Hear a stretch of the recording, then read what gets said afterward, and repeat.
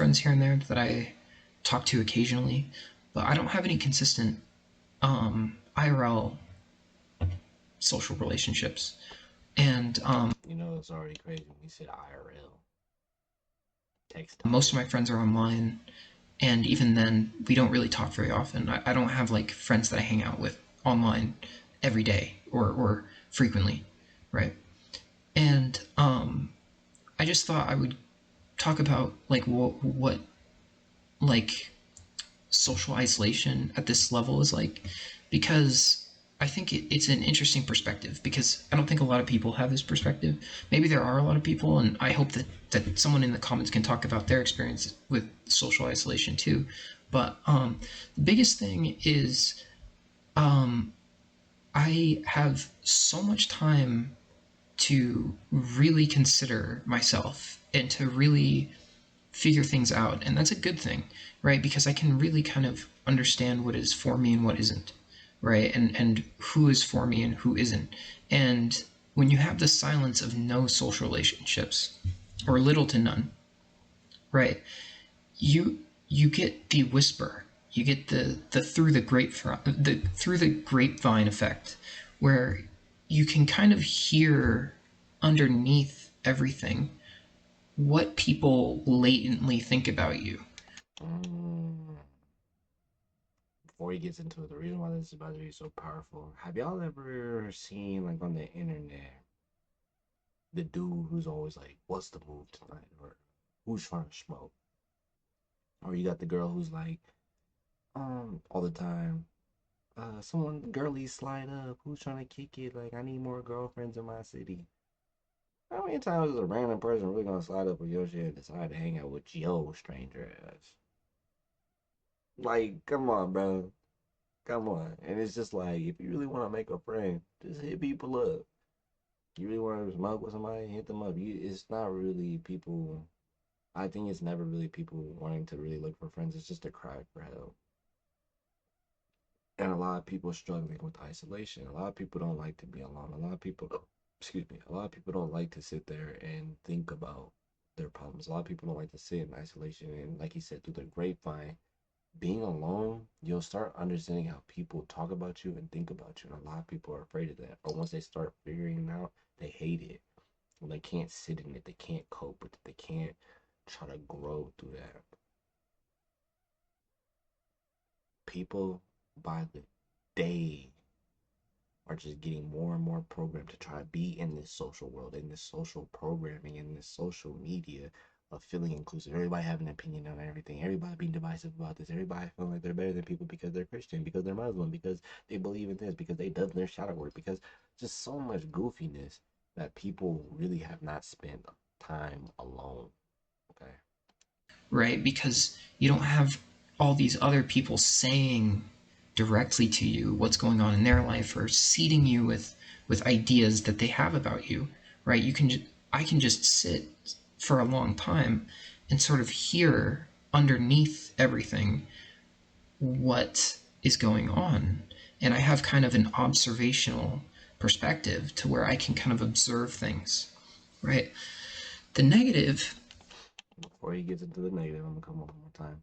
I understood what he said right there by a lot. Like, I had a conversation with my boy Juvian. Shout out to you, Juvian. If you see this, make sure to like it. Drop a comment to let the world know that you're my nigga. Um, I to him will brag about my ability to have great discernment. Now, here, I want to be right with y'all. Definition of discernment. Discernment means the ability to judge well. Do you want to hear the Okay. Discernment, the ability to judge well. My ability to feel energy and understand where a lot of people are going with things is due to so much isolation I've had in my life. And it all started with the fact that for the longest, I was the only child. I was the only child until I was about 14, maybe 13, um, really 11. My sister was born. Shout out to you, Audrey. If you see this, I love you to death. But even when she came into this world, um, she was across the state. The first sibling I ever had that was actually in my home was my brother Dimba. Thank you very much. I love you too. And that's when I was 13 or 14. And all the way up to that point, I was the only child with a single mother working two jobs. So you know how that is. She coming home sometimes and she telling me, boy, here's your dinner. I made you a quick little lunch. I'm going to sleep. Or she made me a little lunch, go to sleep, wake up, make dinner, go to work, do your homework. I love you. And go out there and get it for me so I could keep a roof over my head, so I could have clothes on my back, so I could have hot water, so I could have an Xbox, so I could have everything I ever wanted in life. And I had to spend a lot of time just being alone, being by myself, being in my head, coming up with creative thoughts, sitting back and thinking about myself, being very reflective. And as I got older, I started to stray away from that because you sometimes become a little tired of it because you're like, okay, I already understand myself. I already get myself. I'm already comfortable with myself. Like, I want to move on to humans. And then sometimes you might get lost, and then I had got lost. And now, because it's so easy for me to be alone, getting back into being like, no, I need to be alone more is very easy. And because of it, I've just I've learned to judge energy well because I understand me. When you understand yourself very well, you will like legit understand humans because we not all operating on this crazy different playing field. We are so much alike, but we love to swear we so different. It's literally the difference between one person and the next is just like essentially in my mind these days, it's just like how far you are removed from like your humanity. How lost are you? Are you super lost where you're just legit an NPC bot? Or you have you ascended and raised your vibration to where you have good discernment, you have good energy, you because you're so aligned well and you've learned yourself and pick up energy and have such a strong mind, everything you ever wanted in life, you just complete it. Of course there's ups and downs, but you just complete it. It's easy for you. Not easy, but you've understood the way. And that all starts with being alone. The more alone you will get in this world, the more alone you treat like you make yourself be and learn to love your isolation and sit there in moments and breathe air in, let it out. You just gain knowledge. Everything everything you want and need is already right there, like literally at the tips of your fingers. It's just all about letting it come to you properly. And I think it's the greatest thing you can do because discernment is discernment is everything. I feel like I think it's a great word. I love that word. I love it. And because I apply it to my life well and every day, it's important to have great discernment. Is I am now extremely socially, like, retarded, for lack of a better term. Like, I am very socially backwards right now because of the fact that I haven't really interacted with people in a long time, right? At least consistently, right? Maybe one off here and there, and I'm so excited to hang out with someone that I feel like I'm off putting. So, um, yeah, I just think that, like, you, how do I put this? I think you have to I think I have to just put myself into more social situations to where I can interact with people more. But that's hard to do. That's hard to do because I don't really get along with a lot of people, and a lot of people get on my nerves. Um, so it's just kind of tough finding valuable social relationships in a world where it's like everyone's kind of inundated with content, and it just everything's kind of awkward, and it kind of sucks. But what are you gonna do? I just think that, like,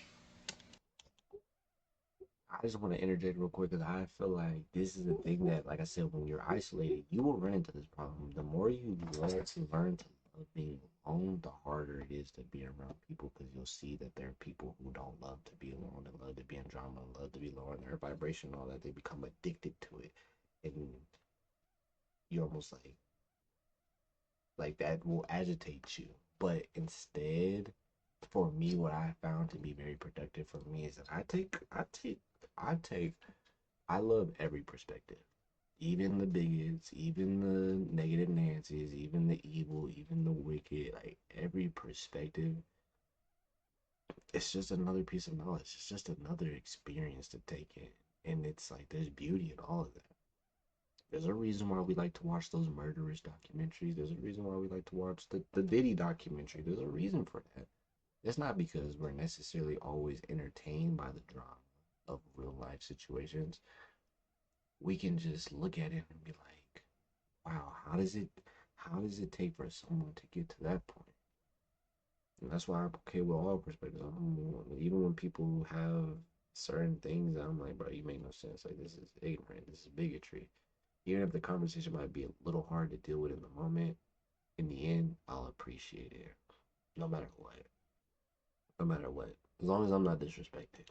Being as isolated as I am, it's taught me a lot about people because I've been able to observe people quite a bit.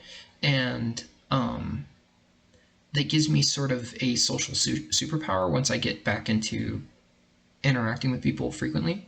But yeah, it's tough. It's not something that is very easy, and I think that I don't wish serious social isolation onto anyone, because it is something that is not easy. Yeah, but yeah, those are just some thoughts on social isolation.